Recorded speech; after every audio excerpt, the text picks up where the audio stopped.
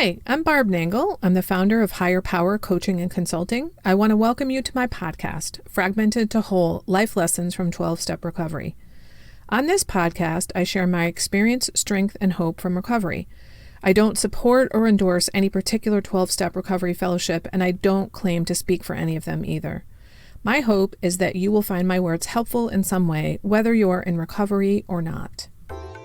This is episode 106, How to Overcome Victim Mentality Even If You've Been Victimized. I've chosen to take up the topic of victim mentality again, even though I already tackled it in one of my very first episodes. In fact, you might want to go back and listen to that one before you proceed with this one if you haven't listened to it before or if it's been a while. It's episode number 3 and it's entitled Victim Mentality. What sparked me to do this podcast right now is that I was talking with a client the other day who was reflecting back on when her children were little. She was divorced, she had her own business, so she worked constantly.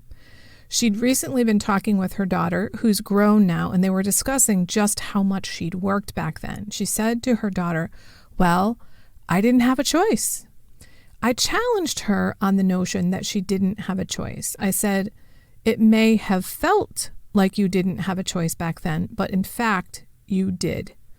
There may have been really shitty options to choose from, but you did have a choice.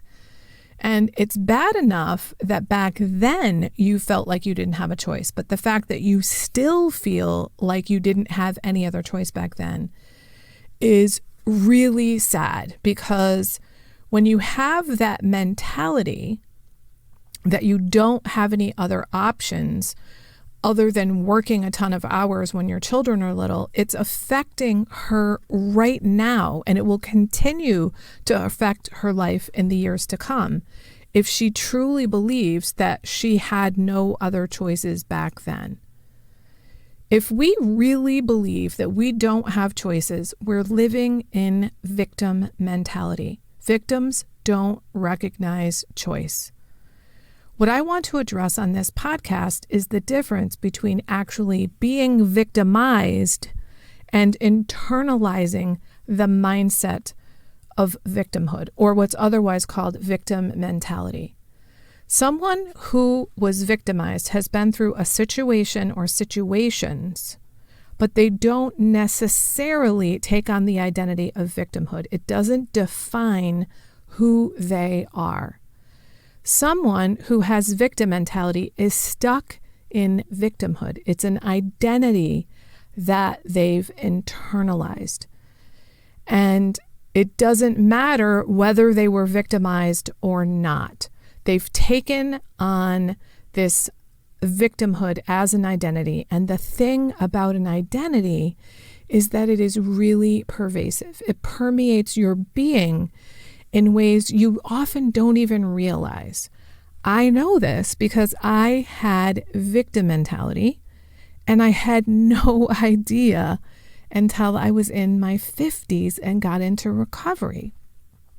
You may be like me and have victim mentality and not even know you have it.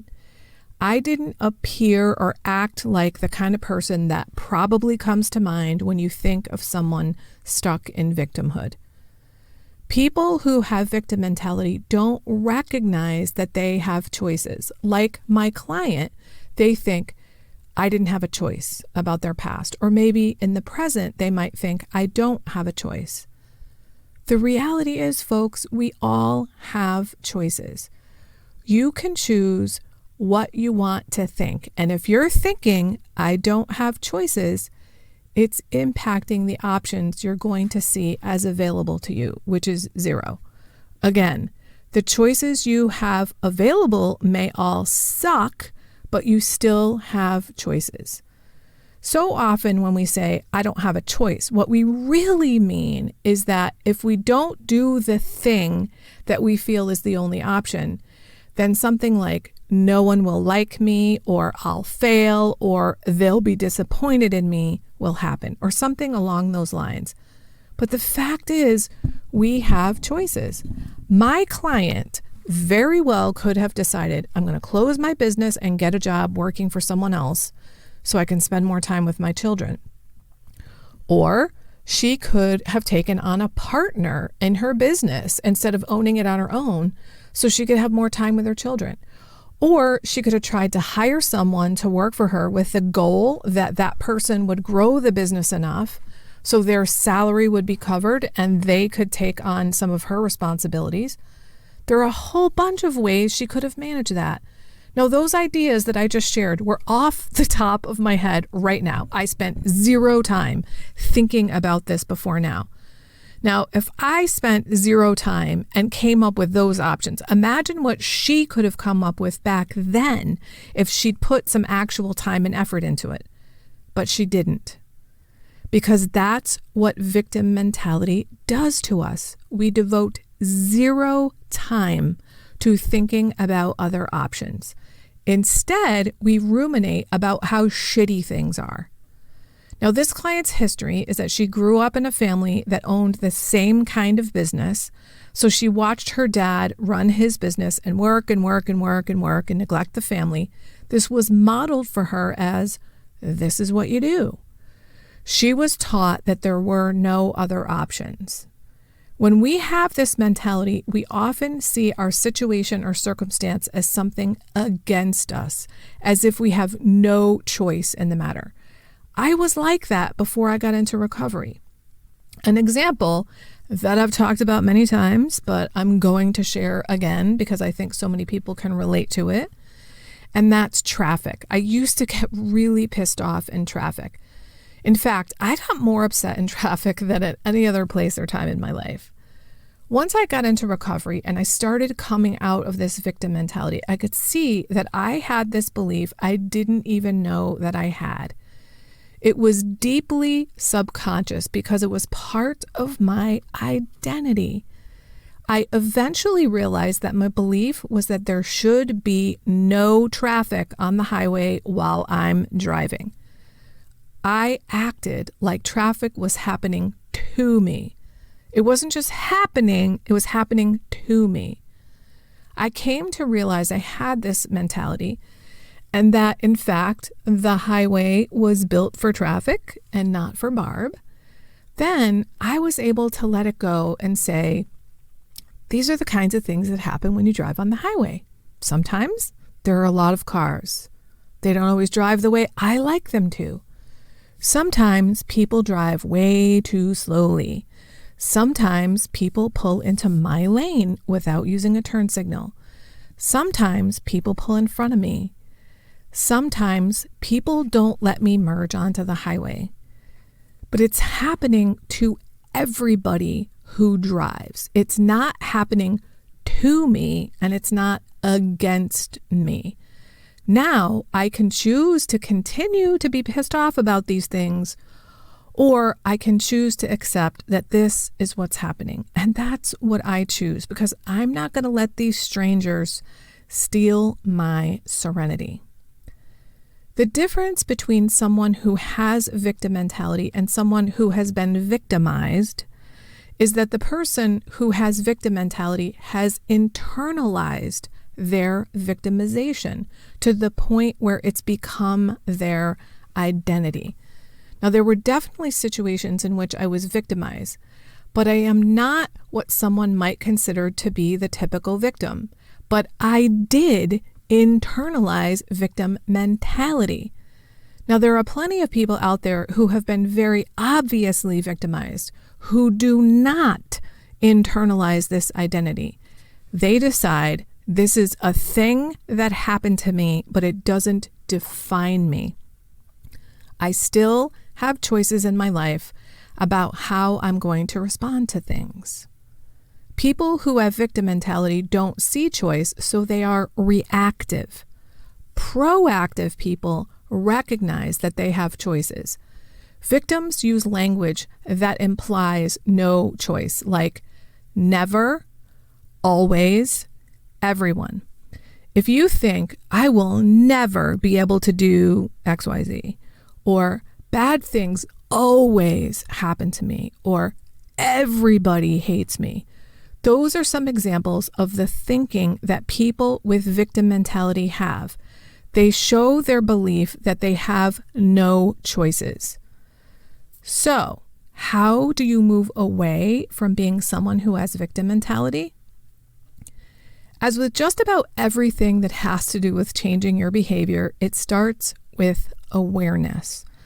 You first have to recognize that you have that mentality. I've given you plenty of examples here, so you should be able to start to see if this is how you think. And if it is, then you actually have to start looking for choices, because that's the problem with victimhood. We don't even look for choices because we assume we don't have any. When you find yourself in a situation that feels like you have no choice, force yourself to brainstorm a bunch of options. If you're not familiar with the concept of brainstorming, the way it works is you list whatever comes to your mind for options. It doesn't matter how crazy it might sound at first. Just write down everything that comes to mind. After you've brainstormed a couple of choices, then you go back and evaluate those choices. But don't cross anything off the list before you even write it down. The other thing you can do is talk to other people to get their perspective on choices they think you might have. What we need when we have victim mentality is a new perspective. Brainstorming and getting someone else's ideas are fantastic ways to get a new perspective.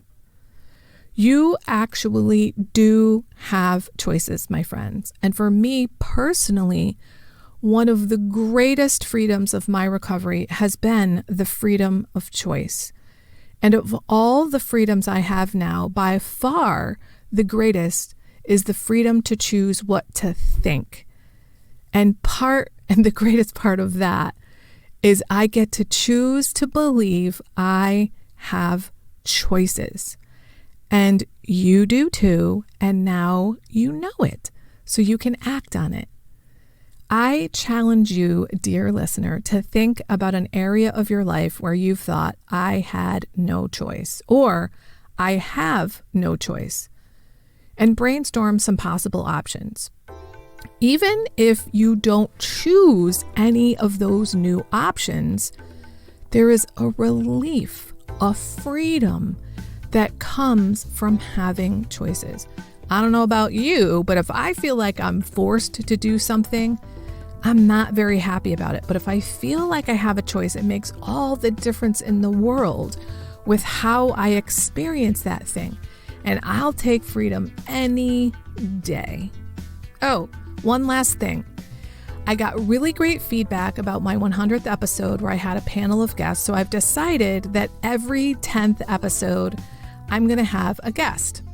I just recorded episode 110 a couple days ago, and I'm really excited about it. My guest was Gail Ferguson-Jones. She's the host of the podcast, The Butterfly Effect. That's Butterfly, no E in butterfly. And that podcast is for families and loved ones of people who are addicted. When episode 110 comes out, you'll hear Gail talk about her journey of codependency and what she calls recovering herself.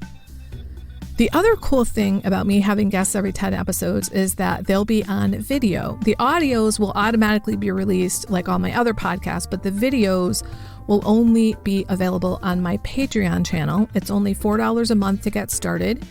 And for that, you'll also get curated motivational, inspirational material. I'm at Higher Power Coaching on Patreon. Look me up and listen up for more information about the videos.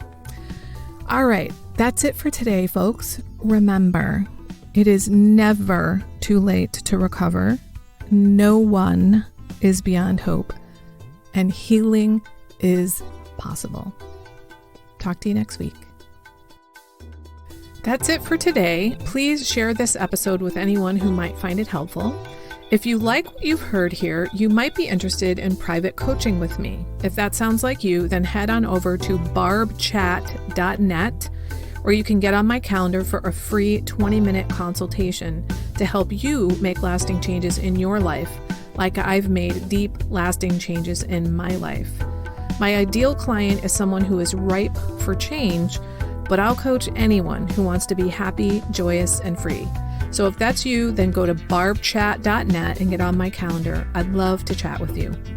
Please like and subscribe to this podcast on your favorite podcast outlet. This helps other people find me. Thanks for listening.